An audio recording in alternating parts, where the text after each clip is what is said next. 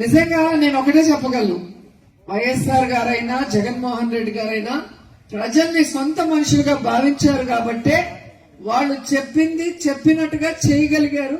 చేయటానికి వాళ్ళు ముందే ప్రణాళికలు రచించుకొని, అంటే ఎలక్షన్స్ అప్పుడే మనం వస్తే రాష్ట్ర బడ్జెట్ ఎంత ఉంది, మనం ఏం చేయగలం, ఎలా చేయాలి అని వాళ్ళు ప్లాన్ చేశారు.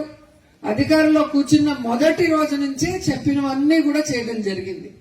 కానీ ఇక్కడ ఒకరు కాదు, ఇద్దరు, ఇటేమో చంద్రబాబు నాయుడు, అటేమో పవన్ కళ్యాణ్. ఇద్దరు అసలు వాళ్ళు మేనిఫెస్టోలో ఏం పెట్టారో చూసుకున్నారో లేదో తెలియదు, కానీ ఇద్దరు చక్కగా సంతకాలు అయితే పెట్టేశారు. ఇంటింటికి పంచి పెట్టారు, బాండ్లు ఇచ్చారు, దాంట్లో సంతకాలు పెట్టారు. కానీ ఈరోజు మీ ఇంటిలో ఇంతమంది ఉన్నారు, వీళ్ళు ఈ వెల్ఫేర్ కి ఎలిజిబిలిటీ, మీకు సంవత్సరానికి ఇంత వస్తుంది, 5 సంవత్సరాలకి ఇంత వస్తుందని బాండ్ పెట్టారే.